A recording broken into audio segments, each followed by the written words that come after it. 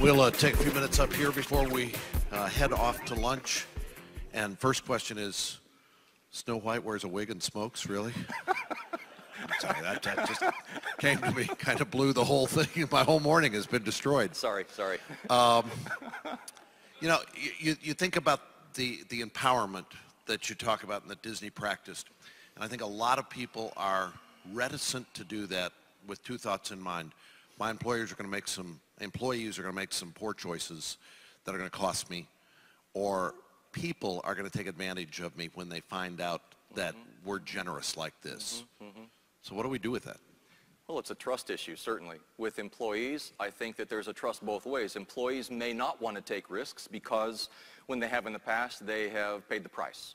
So I would suggest an escalated rollout, different levels. So you allow people to make mistakes at lower levels that don't really matter that much. So now employees realize, oh, this isn't that big of a deal. And likewise, with customer groups, I don't think that there are that many that want to take advantage, but in the case that that's out there, is that you as an organization have to have your own limits as to how far you'll go before you say, you know what, I'm done with people walking on my back and taking advantage of me. And that's going to vary from organization to organization. And I think it's part and parcel, Bob, of the question I asked the group earlier, what is your culture? What is the organization of your organization, and how far do you go?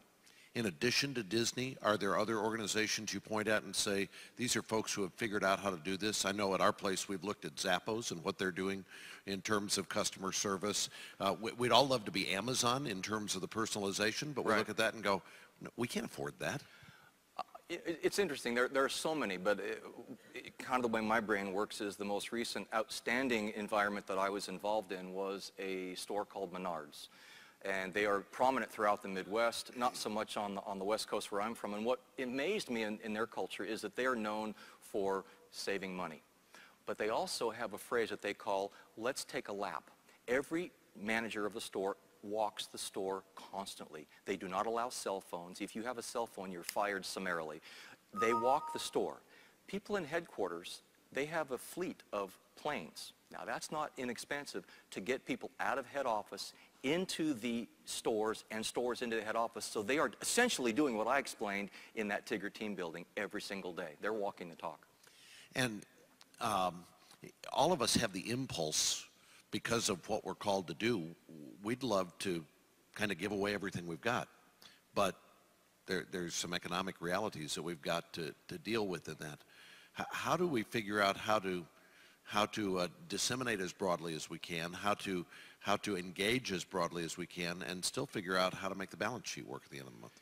You know, there's one thing that I would suggest that, and this may or not be answering your question, as people who are giving back, I see this in healthcare a lot, I see it in ministries a lot, is that people who are giving can burn out. And I would suggest that you need to give to yourself.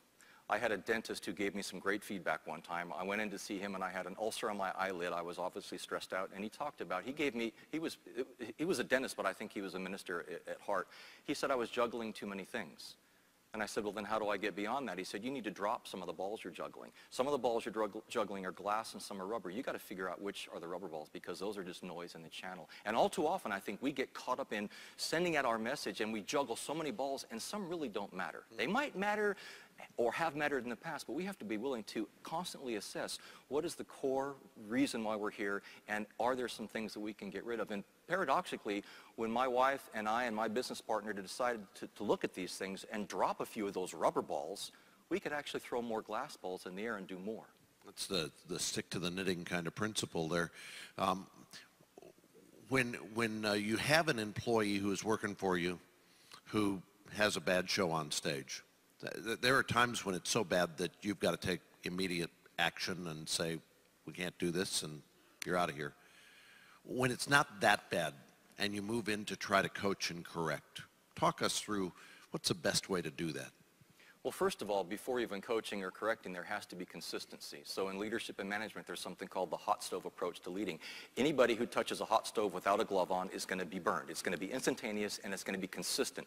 So I would encourage everybody to think about what kind of situations lead to what kind of feedback. And so if there's consistency, you're great. And then there's also something called situational leadership, wherein if an employee steps out of bounds depending on who she is or who he is, you have to adjust your coaching so that it resonates with them. It's just like, I've got 3 kids, and I could swear that the youngest kid and the oldest kid were born from different parents. They're all from the same gene pool, but what worked with the older sister, it just falls flat with the youngest one. So I think I've learned more about leadership and management from my 3 kids than from any MBA course I've ever taken. So I think it's a matter of being flexible in your leadership approach to understand what's going to resonate with that employee, and then approaching them in that way so that A, the message gets through, but B, they accept it. You started learning Japanese when you were in high school, right? Yes. Why? A girl. Really? Is that serious? What else motivates me? How hard is it to learn Japanese? You know, that's an interesting question. I was flunking out of Spanish in high school. Spanish to English, English to Spanish is supposed to be easy. And I think it's all about motivation and calling. And to this day, my Spanish teacher from high school was also married to my football coach in high school, and she's still in my neighborhood. And I'll never forget one time she said, "Doug, I'll never understand. The only reason I didn't flunk you out of Spanish was because if I did, then you couldn't have played on the football team. But how did you ever learn Japanese?" And I said, "Because I had a good language teacher." Oh. She couldn't give me a grade anymore. Yeah, that's what you were saying. Would you thank Doug Lipp for his help? Thank you. Thanks, Bob.